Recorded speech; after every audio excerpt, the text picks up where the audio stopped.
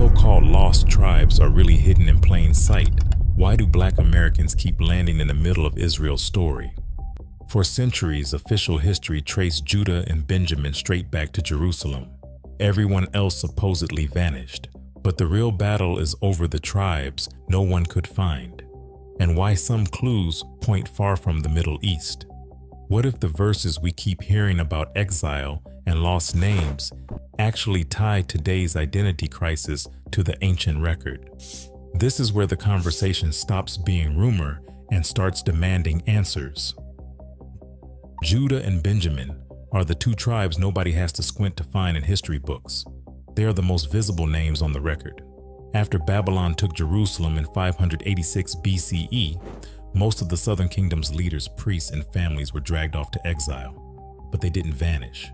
When Persia took over Babylon, King Cyrus issued a decree. This was around 539 BCE. He told exiled communities they could go home and rebuild. The book of Ezra lays it out plain. The families of Judah and Benjamin, along with the priests and Levites, packed up and headed back to Jerusalem. The records don't just mention a handful of folks either. Ezra and Nehemiah list the families, the heads of households, the temple workers, over 42,000 people in that first wave, with Judah and Benjamin making up the backbone. The Persian government even backed the project, sending silver, gold, and animals to get the temple up and running again. By the time the second temple was finished, the community in Jerusalem was almost entirely made up of these two tribes, plus the priests and a scattering of Levites. That visibility is why Judah and Benjamin are never called lost. Their names, their families, their return trips, they are all written down. The Babylonian exile ended with a homecoming, not a disappearance. The community that came back rebuilt their city, their temple, and their identity right there in the open. So when people talk about the lost tribes, they are not talking about Judah and Benjamin. These two are accounted for, tracked from Babylon all the way back to Jerusalem, and they form the foundation for everything that came after. The real mystery starts with the tribes who did not get that return ticket, whose stories go quiet after the exile. Levi stands out from the rest of the tribes for one simple reason. They never had a piece of land to call their own. The Levites were the priests, the ones handling the sacrifices, the rituals, and the music in the temple. According to Numbers chapter 18, their job was to serve in every corner of Israel, not to settle down and farm a patch of territory. Instead of getting their own region, they were scattered throughout the other tribes' lands, popping up wherever there was a community that needed a priest, a teacher, or a judge. That's why, when you spot customs like purification rites or certain blessings in all sorts of communities, it does not mean those people are Levites by blood. It just means the Levites did their job. They traveled, taught, and spread those traditions everywhere they went. The Levites lived off what the other tribes gave them: tithes, offerings, and a handful of cities spread across the map. They were the only tribe with no inheritance, no family land to pass down. Their identity was tied to their work, not to a place. That's why you'll find Levitical customs in places far from Jerusalem, from the time of Moses all the way through the exile. They were nowhere, but they were everywhere. When the Babylonians rolled in, the Levites went into exile right alongside Judah and Benjamin. When the Persians let everyone go home, only a small number of Levites came back. Ezra chapter 2 and Nehemiah chapter 7 count just 74 Levites among the returnees, compared to thousands from Judah and Benjamin. Most Levites stayed scattered, blending in with whichever community they served. That's why, when folks today spot a tradition or a ritual that looks Levitical, it does not prove a direct bloodline. The Levites' job was to be everywhere, so their influence shows up in all kinds of places, even when the people themselves cannot trace a straight line back to Levi. This is why the debate about lost tribes does not center on Levi. They were never supposed to be tied to one spot or one people. The real search for lost tribes starts with the ones who disappeared from the map, not the ones who were always meant to move around. Ephraim and Manasseh are where the whole lost tribes conversation gets real. These were not just regular clans, they were the powerhouses of the northern kingdom. And when Assyria came knocking in 722 BCE, they got hit first and hardest. Sargon II's records brag about hauling off more than 27,000 Israelites from Samaria. That was not just a few families, that was a whole nation emptied out, packed up and shipped east to places with names like Hala, Gozan, and the cities of the Medes. You can still find cuneiform tablets from that era, contracts and lists showing new people moving in where Israelites used to live. Those ancient records give us a paper trail for what happened. But here's the twist: not everyone disappeared. Some Israelites stayed behind and rebuilt a new kind of community. These are the Samaritans, still claiming descent from Ephraim and Manasseh to this day. Their story runs through centuries of tension with the folks in Jerusalem, but their roots are right there in the land, holding on to old laws, old customs, and a sense of identity that outlasted every empire that tried to erase them. For the rest, the Assyrian strategy was to scatter and mix. They did not just want to conquer, they wanted to break the back of any future rebellion. That meant picking up entire populations and dropping them in places they had never seen, surrounded by languages they did not speak. Some ended up in what is now northern Iraq and western Iran. Over the generations, those Israelites blended into new cultures, lost their names, and faded from the records. That is why, when folks start hunting for the lost tribes, Ephraim and Manasseh are always at the top of the list. Their disappearance was not quiet. It was a headline event with receipts in both the Bible and Assyrian archives. This is also why the search stretches so far from the Middle East. If these tribes were scattered across continents, traces could show up anywhere: Central Asia, East Africa, even across the Mediterranean. The Samaritans proved that some roots held, but the rest is an open door. Every time someone finds a community with a hint of Israelite tradition, circumcision, Sabbath keeping, or a story about exile, people point back to Ephraim and Manasseh. The search starts with these two because history left such a loud silence in their place. Gad, Reuben, and Simeon sit on the edge of Israelite history like faded names on an old map, there and then gone. These were the tribes that settled outside the main borders, east of the Jordan River, always a little apart from the action in Jerusalem or Samaria. When the Assyrians swept through in the 8th century BC, the spotlight stayed on Ephraim and Manasseh, the big players. But the records for Gad, Reuben, and Simeon do not just get quiet, they cut off almost entirely.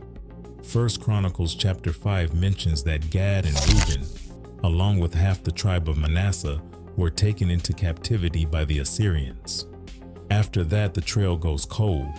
No lists of returnees, no stories of rebuilding, not even a footnote in the books of Ezra or Nehemiah. Archaeologists digging in those old borderlands turn up pottery and ruins, but nothing that says here is where Gad went or this is where Reuben started over. It is like the camera pans away, and when it comes back, the scene has changed. Those tribes are just not in the picture anymore. Simeon is even trickier. Their territory was tucked inside Judah's, almost like a guest room in someone else's house. Over time, their identity blended with the larger tribe around them. By the time the exiles return from Babylon, Simeon's name barely shows up. The chroniclers might nod in their direction, but nobody is keeping track. That silence is not just a missing page, it is a whole story left untold. For some, this blackout in the records is proof of extinction, but for others, it opens the door to migration, assimilation, or survival under new names in faraway lands. Oral traditions in parts of Africa claim descent from tribes like Gad or Reuben, pointing to the lack of biblical closure as a door left open. With no official list, no census, and no closing chapter, these peripheral tribes become mystery boxes, fueling speculation about where they could have ended up. That absence, no records, no return, no graves with familiar names, creates the space for migration stories that stretch from the Jordan River to the far side of Africa. The silence is not just a gap in the history books, it is the reason the search keeps going. Africa is where the lost tribes conversation stops being just theory and starts getting receipts. Take the Igbo of Nigeria. For generations, they have practiced circumcision on the 8th day, kept food laws, and told stories about ancestors crossing rivers and deserts from the east. Some Igbo families even claim descent from Gad or Ephraim, and the debate got so loud that, in the 1990s, Israeli rabbis sent teams to investigate. The verdict was still mixed. Some rabbis heard Israelite echoes, but official recognition never landed. Now Beta Israel in Ethiopia is a whole different story. These communities lived as Jews for centuries, keeping Sabbath, following dietary laws, and tracing roots to the tribe of Dan, or to King Solomon and the Queen of Sheba. In the 1980s, famine and war put lives at risk, and Israel stepped in with Operation Moses, a secret airlift that brought about 8,000 Ethiopian Jews to Israel almost overnight. State recognition followed, though not without arguments about who counts as a Jew and who decides. Then there are the Limba in southern Africa. Their customs, animal slaughter, ritual purity, even a Star of David on the drum, sound familiar, but it is the DNA that gets people talking. Around 10% of Limba men carry the Cohen modal haplotype, a genetic marker found in Jewish priestly families. Scientists call it a clue, not a verdict, but it is more evidence than most groups can claim. Other African communities, like the Ashanti in Ghana or the Abayudaya in Uganda, also point to Israelite customs, but they have not seen the same level of recognition or scientific study. Some claims get state backing, some get debated, and some get dismissed outright. That range, from accepted to contested and still under the microscope, shows how claims of Israelite descent in Africa can go from folklore to headlines, depending on who is looking and what they are willing to see. Lost tribe theories did not just circle Africa, they took root all over, including right here in the Americas. For more than 2 centuries, some folks have claimed that Native American nations might be linked to ancient Israelites. Missionaries and explorers in the 1700s and the 1800s latched onto the idea, pointing to tribal councils, flood stories, and a few words that sounded a little like Hebrew. The Book of Mormon, published in 1830, doubled down, telling a story of Israelites sailing to the Americas long before Columbus. But when you ask Native communities themselves, their oral histories point in different directions: migration from the north, creation stories, or journeys from the Pacific, not the Middle East. That line of thinking became rooted in outsider narratives. Anthropologists and tribal historians have combed through songs, clan names, and migration legends, but there is no solid record of any tribe claiming Israelite ancestry before outsiders brought it up. Modern genetics adds another layer. Studies show Native Americans share DNA with ancient Siberian and East Asian peoples, not with Semitic or Middle Eastern groups. The major tribal nations, the Cherokee, Hopi, and Zuni, have creation stories rooted in this land, not in Jerusalem or Egypt. Evidence matters here. That has not stopped the rumors. Every so often someone digs up an old missionary diary or a 19th century book claiming lost Israelites built mounds in Ohio or danced Kachina dances in Arizona. But when you check the receipts, oral tradition, language, and DNA, the evidence is simply not there. The Native American lost tribe theory hangs on as a curiosity, not as a claim most indigenous people make for themselves. What this section shows, in short, is how far the search for lost tribes has stretched, even when the trail runs cold. William Saunders Crowdy was a man nobody saw coming. In the 1890s, he was working as a cook, and he was a former Buffalo soldier when he said he received a vision from God telling him that black people in America were the descendants of the lost tribes of Israel.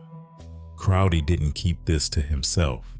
He started the Church of God and Saints of Christ in Kansas, and by the early 1900s, his message had spread from small towns to major cities. The movement grew fast, pulling in thousands of followers across the United States and the Caribbean. Crowdy assigned tribal names such as Judah and Levi to black congregations, giving people a new way to see themselves in the biblical story. By the time of his death in 1908, the idea had sparked a whole movement, one that would keep growing and splitting, laying the foundation for the debates that still run hot today. Certain Bible verses keep popping up in these debates, almost like they're the script everyone is reading from. Deuteronomy 28 verse 68 talks about being sent back to Egypt in ships, with no one willing to buy the captives. Folks point straight to the image of slave ships crossing the Atlantic. Ezekiel chapter 37 lays out a vision of dry bones. People reimagine that scene as a prophecy of scattered people waking up to who they really are. Isaiah 11 introduces the idea of God gathering his people from the four corners of the earth. Many take that as a hint toward a worldwide diaspora. Jeremiah 16 mentions a return from the land of the north, and some read that as a coded reference to America or Europe. These verses weren't written with the transatlantic slave trade in mind, but the language, ships, scattering, lost names, lines up close enough that people keep making the connection, even when scholars push back. Genetics is where the debate about Black Israelites always gets loud. Most African Americans carry the E1B1AY chromosome, a genetic marker found across West and Central Africa, not in the ancient Levant where Israelite populations lived. Critics point to that like a neon sign saying that, see, the science does not match the story, but the argument does not stop there. In the late 1960s, Ben Ami Ben Israel led a group from Chicago to Israel, claiming blood descent from the lost tribes. The Israeli government shut the door, denying them citizenship because they could not prove Jewish ancestry by traditional standards. That standoff lasted years, with court cases, protests, and headlines. Even with DNA tests and legal battles, the question of who counts as an Israelite keeps coming back. For every genetic survey or government ruling, there is a community holding tight to their story and a debate that refuses to die down. Right now, the debate over Black American ties to Israel's tribes won't let up, not because the evidence is simple, but because identity shapes justice. New DNA studies and shifting narratives can't erase questions rooted in lived experience. The fight over heritage isn't just history, it is a battle for belonging, happening in real time. Drop your thoughts below and join the conversation.